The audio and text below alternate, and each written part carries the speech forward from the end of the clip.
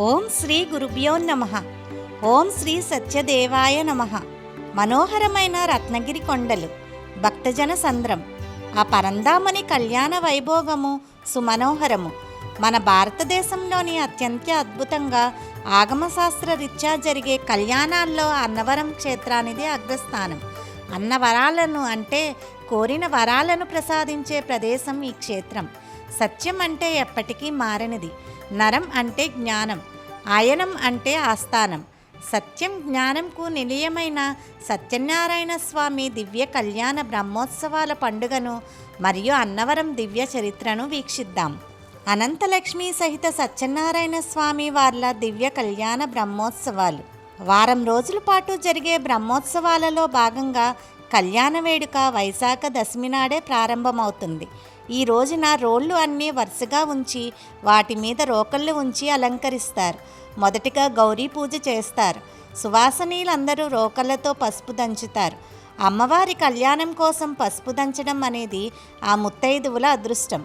పసుపు దంచిన వారికి తాంబూల సత్కారం జరుగుతుంది.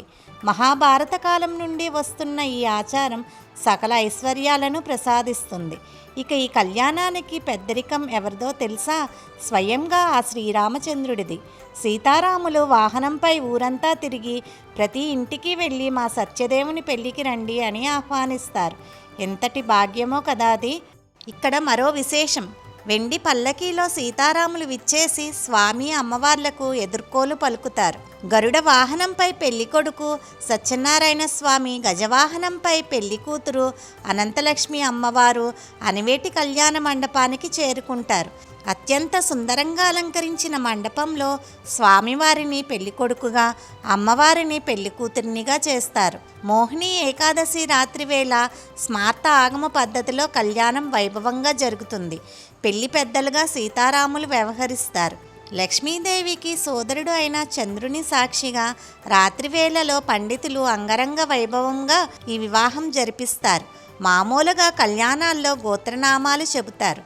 కానీ ఇక్కడ లోక కళ్యాణం కోసం లోక కళ్యాణార్థం అనే సంకల్పం చెబుతారు. మంగళసూత్ర ధారణ సమయంలో అమ్మవారి మెడ మీద కాడి పెట్టి ఆ కాడి కన్నం గుండా మంగళసూత్రాలను పంపించి అభిషేకం చేస్తారు. లోకంలోని బిడ్డలందరూ పసుపు కుంకుమలతో చల్లగా ఉండాలని చేసే ఈ అద్భుత ఘట్టం కేవలం అన్నవరంలోనే జరుగుతుంది. ప్రజలందరూ బిడ్డా పాపలతో పసుపు కుంకుమలతో చల్లగా ఉండాలని చేసే ఈ అద్భుత ఘట్టం కేవలం అన్నవరంలోనే కనిపిస్తుంది. ద్వాదశి నాడు స్వామివారు రావణ వాహనంపై ఊరేగుతారు. తెలుగు రాష్ట్రాల్లోనే అతిపెద్ద రావణ వాహనం ఇక్కడే ఉండడం విశేషం. ఈ రోజునే నూతన వధూవరులైన స్వామి అమ్మవార్లకు అరుంధతి నక్షత్ర దర్శనం చేయిస్తారు. త్రయోదశిన సద్యసం జరుగుతుంది. దీనినే అభినవ భువన విజయంగా వర్ణిస్తారు. విద్వాంసులు ఆశీర్వచనాలు అందిస్తారు. ఇనుగంటి వంశీయులు పండితులను సత్కారాలతో గౌరవిస్తారు. కొండ దిగువన రాత్రివేళ స్వామివారికి పొన్నవాహనంపై ఊరేగింపు నిర్వహిస్తారు. చతుర్దశిన కొత్త దంపతులైన సత్యనారాయణ స్వామి, అనంతలక్ష్మి అమ్మవార్లు ప్రకృతి ఒడిలో వనవిహారం చేయడం చూడముచ్చటగా ఉంటుంది. అనంతరం కొండ దిగువన అంగరంగ వైభవంగా జరిగే రథోత్సవం భక్తజన కోలాహలంతో మిన్నంటుతుంది. పౌర్ణమి నాడు ఈశాన్య దిక్కున ఉన్న పంపానదిలో చక్రస్నానం, త్రిశూల స్నానం జరుగుతాయి. స్వామి స్నానం చేసిన తర్వాత భక్తులు పుణ్యస్నానాలను ఆచరిస్తారు. ఇక ఈరోజే వసంతోత్సవంలో అర్చక స్వాములు మూర్తులను చేతులతో పట్టుకుని ఎగిరి గంతులు వేస్తూ చేసే నృత్యం భక్తులకు అమితానందాన్ని పంచుతుంది. చివరిగా బహుళ పాడ్యమి నాడు వెండి ఊయలలో స్వామివారికి పుష్పయాగం చేస్తారు. ఇలా 7 రోజుల పాటు సీతారాముల సమక్షంలో జరిగే ఈ బ్రహ్మోత్సవ కళ్యాణం చూడడం మన పూర్వజన్మ సుకృతం. ఈ దివ్య కళ్యాణ మహోత్సవం జరిగే అన్నవరం క్షేత్రం రత్నగిరి కొండపైన నెలకొని ఉంది. దీని వెనుక ఉన్న విస్మయకర చరిత్రను తెలుసుకోవడం తప్పనిసరి. పురాణాల ప్రకారం మేరు పర్వతం మరియు ఆయన భార్య శ్రీ మహావిష్ణువు కోసం ఘోర తపస్సు చేయగా వారికి భద్రుడు, రత్నాకరుడు అనే 2 పర్వత కుమారులు కలుగుతారు. వారిద్దరూ కూడా నిత్యం స్వామివారి సేవలోనే ఉండేవారు. స్వామివారి కోసం ఘోర తపము ఆచరించగా వారిని కరుణించిన శ్రీ మహావిష్ణువు రాముడిగా భద్రగిరిపైన, సత్యనారాయణ స్వామిగా రత్నగిరిపైన కొలువై ఉంటానని వరమిచ్చారు. రత్నగిరిపై సత్యనారాయణుడు కొలువైన విషయం కొన్నాళ్ల పాటు బయట ప్రపంచానికి తెలియలేదు. ఇక వెలుగులోకి రావాలని భావించిన భగవంతుడు 1891వ సంవత్సరం గోరస గ్రామ ప్రభువు రాజా ఇనుగంటి వెంకట రామరాయణం గారికి, భక్తుడైన ఈరంకి ప్రకాశరావు గారికి ఒకేసారి స్వామి కలలో కనిపించి, నేను రత్నగిరిపై పొదల్లో వెలుస్తున్నాను, నన్ను వెలుకు తీయని ఆజ్ఞాపించారు.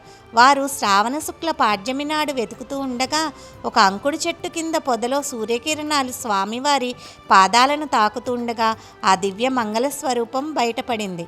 స్వామి వెలిసిన చోట అగ్నిపురాణం ప్రకారం నిర్మించిన ఈ ఆలయం ఒక భారీ రథ ఆకారంలో ఉంటుంది. కాలచక్రానికి ప్రతీకగా 4 దిక్కుల 4 చక్రాలు ఉంటాయి. ఈ చక్రాలు సూర్యచంద్రులను సూచిస్తాయి. ఈ ఆలయం 2 అంతస్తులలో ఉంది.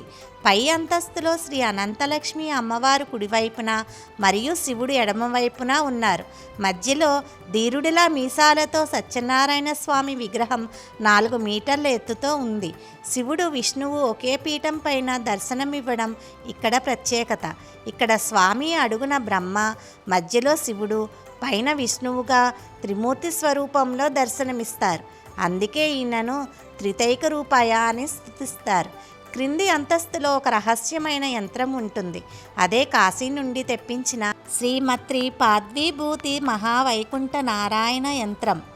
పీఠానికి ఆగ్నేయం వైపు వినాయకుడు, నైరుతి వైపు సూర్యుడు, ఈశాన్యంలో ఈశానుడు, వాయువ్యంలో అమ్మవారు, అందరికీ మధ్యలో విష్ణువు కొలువై ఉంటారు. అందుకే ఇక్కడ స్వామివారిని పంచాయతనమూర్తి అని పిలుస్తారు. భద్రగిరి సీతారాములే ఈ రత్నగిరి క్షేత్రానికి పాలకులు. మెట్లదారిలో కనకదుర్గమ్మ, మార్గమధ్యంలో వనదుర్గ ఆలయాలు ఉన్నాయి. రాత్రి వేళల్లో వనదుర్గ అమ్మవారు స్వయంగా ఈ క్షేత్రానికి కాపలాగా ఉంటారని నమ్ముతారు. కొండ పాదాల వద్ద నేరేళ్ళమ్మ అనే గ్రామదేవత కొలువై ఉంటుంది. పిడవర్తి కృష్ణమూర్తి శాస్త్రి, స్థానిక జమీందారు కలిసి రూపొందించిన సన్డైల్ నేటికి సూర్యుని నీడతో ఖచ్చితమైన సమయాన్ని చూపిస్తూ శాస్త్రవేత్తలను సైతం ఆశ్చర్యపరుస్తుంది. ప్రతి శుభకార్యంలోని సత్యనారాయణ వ్రతం ఒక భాగం. కానీ సాక్షాత్తు ఆ స్వామి వెలిసిన రత్నగిరిపై వ్రతం చేసుకోవడం ఒక గొప్ప యోగం. శ్రీ సత్యనారాయణ స్వామి వ్రతం కథ వీడియో ఎండ్ కార్డ్లో ఇస్తాను, తప్పక చూడండి. ఇక్కడ గోధుమ నూక ప్రసాదం రుచి చూస్తే ఆ స్వామి కరుణ లభించినట్లే. తిరుమల లడ్డు తర్వాత అంతటి రుచికరమైన ప్రసాదం అన్నవరం సత్యదేవుని ప్రసాదమే.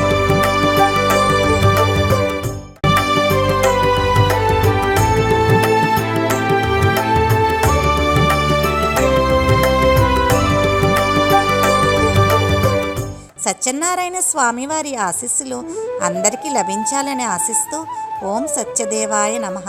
స్వస్తి.